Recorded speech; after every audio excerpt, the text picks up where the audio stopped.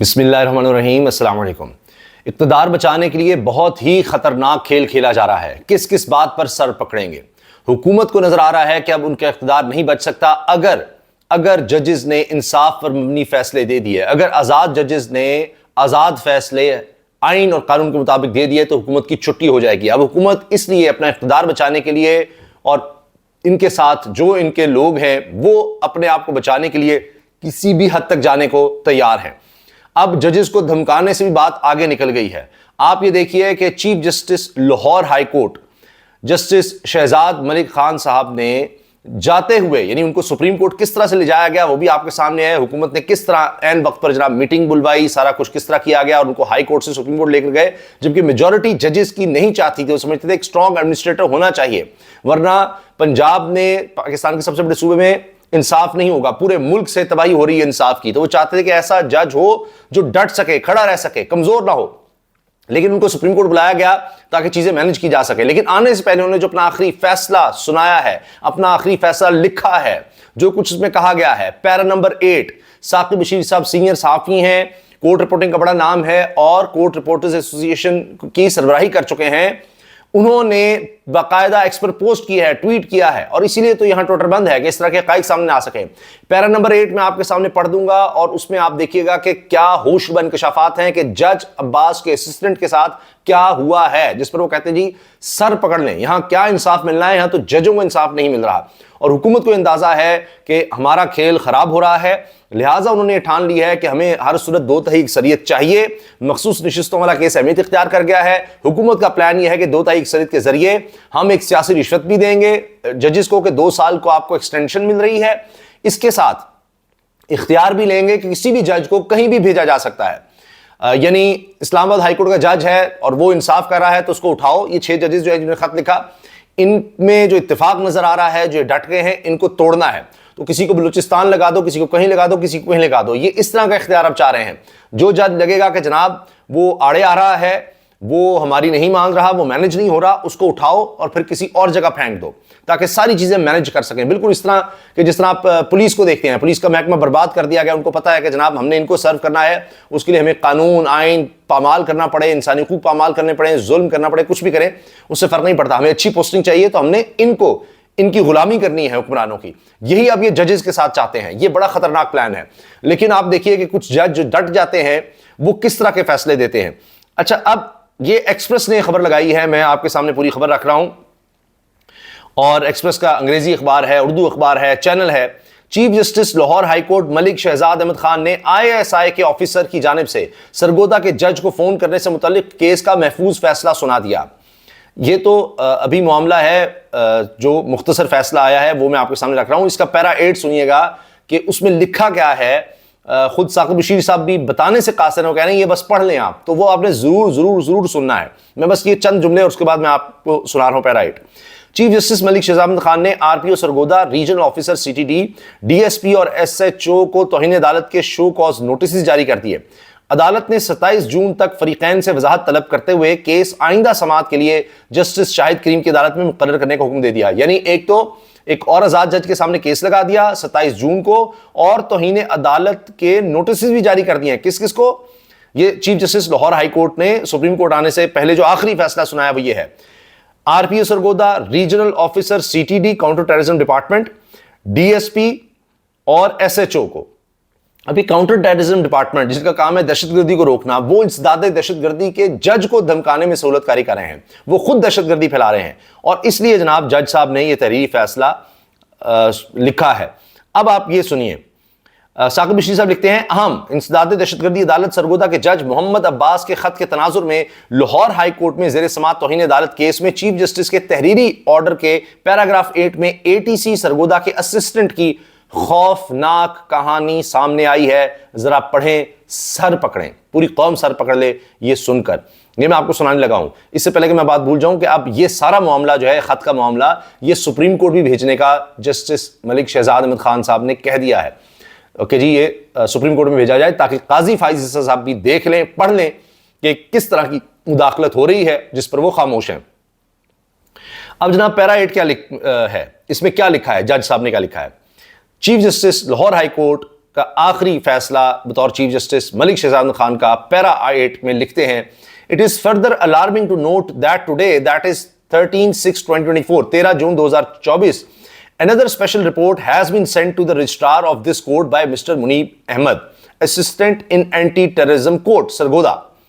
In his above referred report, Mr. Muneeb Ahmed, assistant in anti-terrorism court, Sargodha, submitted that on 11/6/2024, 11/6/2024 at 11:15 PM, रात के 11:15 बजे anti terrorism court के assistant Munib Ahmad बता रहा है कि रात के 11:30 बजे almost 6 to 7 individuals in civil clothes paid an unforeseen visit to his house situated in a village in तहसील भलवाल, कि अचानक 6-7 लोग आए और वो सादा कपड़ों में थे और अचानक मेरे घर तहसील भलवाल आ गए, मेरे गांव में रात के 11:15 बजे। गांव में तो आपको पता है लोग जल्दी सो जाते हैं, तो वहां गांव में जनाब 6-7 लोग आ गए।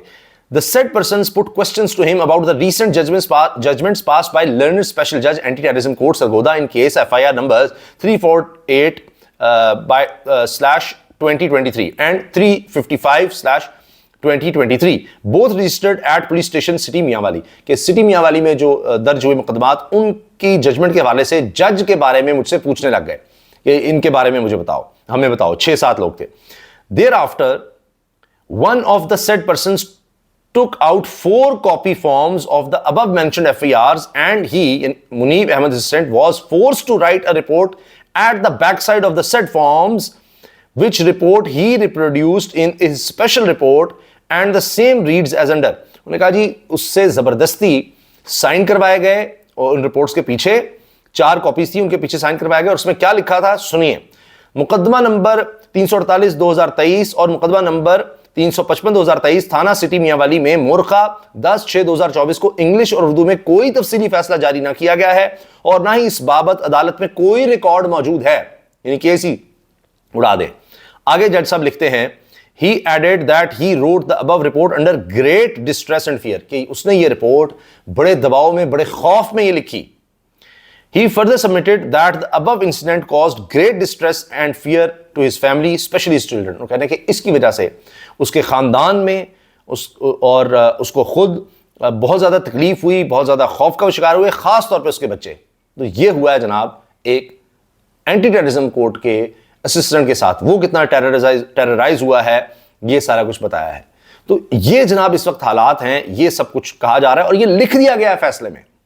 अब ये चीजें ना सामने आ सकें इसलिए हुकूमत कहती है कि हर किसी को मैनेज करना है, हर किसी को पकड़ना है। अब जिस तरह इलेक्शन मैनेज किया गया, यानी धांधली इतनी की गई, तो इनको समझ नहीं आ रही अब क्या करें। अल जजीरा दुनिया में सबसे माना गया जो चैनल्स हैं उनमें एक है और यानी मुस्लिम कम्युनिटी की बड़ी आवाज उठाता है, क्योंकि अल जजीरा वाहिद शायद इंटरनेशनली अगर देखें इस लेवल पर बड़े बड़े जितने अंग्रेजी चैनल हैं उनमें मुसलमानों की आवाज बनता है, क्योंकि इसकी ओनरशिप कहा जाता है कि मुसलमानों के पास है। तो उस वजह से आप देखिए कि ये दुनिया में बड़ा इन्फ्लुएंशियल है। इसने क्या किया है, भांडा फोड़ दिया है सारे इलेक्शन का और खासतौर पर मियां नवाज शरीफ साहब के बारे में। अब पूरी रिपोर्ट में अल जजीरा ने बताया है कि नवाज शरीफ के हल्के में जो टोटल वोटर्स थे उससे भी ज्यादा वोट नवाज शरीफ को डलवा दिए गए। जब इलेक्शन कमीशन और मुस्लिम लीग नून से राबता किया, अल जजीरा कह रहा है, फिर कहते जी साफती इक़दार फलां, तो अल जजीरा ने इनसे राबता भी किया, इलेक्शन कमीशन से भी और मुस्लिम लीग नून से भी, किसी ने जवाब तक नहीं दिया। धांधली पकड़ी जाने पर इलेक्शन कमीशन ने फॉर्म ही गायब कर दिया और फिर नया जाली फॉर्म अपलोड किया। इस तरह इलेक्शन कमीशन ने बदतरीन धांधली से नवाज शरीफ की तारीखी हार को फिर जीत में बदलने की कोशिश की और ये रिपोर्ट है बाकायदा, ये उनके चैनल पर चली है, उनके टेलीविजन पर चली है और साफी हों दीगर लोग हों वो इसको कोट भी कर रहे हैं और इसके बारे में बता भी रहे हैं। ये जरा सुनिएगा। The Pakistan Election Commission posted the election results form on its website. There was a discrepancy in numbers. कह रहे हैं उस फॉर्म में यानी जालसाजी थी, जो डिस्क्रिपेंसी थी वो उन्होंने बकायदा इसमें बताई है और दिखाई है। ये अल जजीरा रिपोर्ट कर रहा है। Valid votes was higher than the number of total votes. Valid votes जो हैं वो नंबर ऑफ वोट से भी ज्यादा थे जो वैलिड वोट डले हैं। इतने तो वहां रजिस्टर्ड वोटर ही नहीं है, उससे ज्यादा वोट डाल के नवाज शरीफ साहब को इस तरह से इनको करना पड़ा है कि यास्मीन राशिद साहबा को हराया जाए। उनको इसीलिए जेल में भी रखा हुआ है अभी, और ये इसीलिए जबर कर रहे हैं कि ये देखिए हुकूमत ही जबर की है, जमहूरियत नहीं है, जबर की हुकूमत है, इसलिए ये सारी हरकतें हो रही हैं। और दूसरी तरफ क्या हुआ है, शौकत बसरा समेत उनमें मेहरबानो कुरैशी साहिबा, शामिल कुरैशी साहब की बेटी, इसके अलावा कमल शोज़र भी तहरीक इंसाफ के कई रहनुमा, जिनमें रिहाना डार साहिबा भी हैं, जिन्होंने हराया था जनाब वज़ीर दिफा ख्वाजा आसिफ साहब को फॉर्म 45 पर। ये सारे उन्होंने सुप्रीम कोर्ट के बाहर पहुंचकर बाकायदा हाथ उठाकर लफ्ज़ दिया कि जी हम फॉर्म 45 के मुताबिक हम जीते हुए हैं, और चैलेंज किया मुखालफिन को कि जनाब वो भी इस तरह से हलफ दे दें। एक और मामला जनाब मुख्तसर में अर्ज़ कर देता हूँ, ये नादिर बलोच साहब हैं, बड़े ज़बरदस्त जर्नलिस्ट हैं। इन्होंने एक वकील साहब का वहाँ पर इंटरव्यू किया है और ये सुप्रीम कोर्ट के हाथे में ही खड़े हैं। वहाँ पर जनाब वो कह रहे हैं जी PP 48 से chief election commissioner Sikandar Sultan Raja के दामाद को शिकस्त दी है। जब सिकंदर सुल्तान राजा के सामने केस रखा गया तो उन्होंने दाएं बाएं देखना शुरू कर दिया। PTI के उम्मीदवार एहसन अब्बास की गुफ्तगू सुनिए। ये जनाब नादिर बलोच ने बताया है कि उनके दामाद के भाई को हराने वाले वकील ने कहा मैंने एक एक चीज़ जब सामने रखी तो इलेक्शन कमिश्नर को समझ नहीं आई, तो वो वहाँ यानी आए बाएं शाएं करने लग गए, आप मेरी बेइज्जती कर रहे हैं, ये कर रहे हैं। वो कह रहे हैं जी मैं आपको हकीकत बता रहा हूँ कि मेरे फॉर्म 45 है और उसके मुताबिक मैं जीता हुआ हूँ, और आपके जो दामाद हैं उनका भाई हारा हुआ है। तो ये जनाब अब गवाहियाँ आ रही हैं। इस पर हम कोशिश करेंगे, आगे भी बात करेंगे कि अब ये किस तरह सारे लोग पकड़े जा रहे हैं और उसके लिए ये इन चीज़ों को दबाने के लिए क्या क्या हरबे कर रहे हैं। ये मामला ना रुक रहा है, उधर से वो भी अपनी कोशिश करते चले जा रहे हैं कि और ज़्यादा किसी के ऊपर जबर करें, जजेस मैनेज करें। यहाँ पर जनाब जो जजेस हैं, जो खड़े हो रहे हैं, जो डट रहे हैं, उनकी तादाद भी बढ़ती चली जा रही है। अब इसलिए सारा कुछ काजी फैसल साहब पर डिपेंड करने लग गया है कि हुकूमत कहती है हमें बचा सकते हैं तो काजी फैसल साहब भी बचा सकते हैं। इजाज़त दीजिए, अल्लाह हाफ़िज़।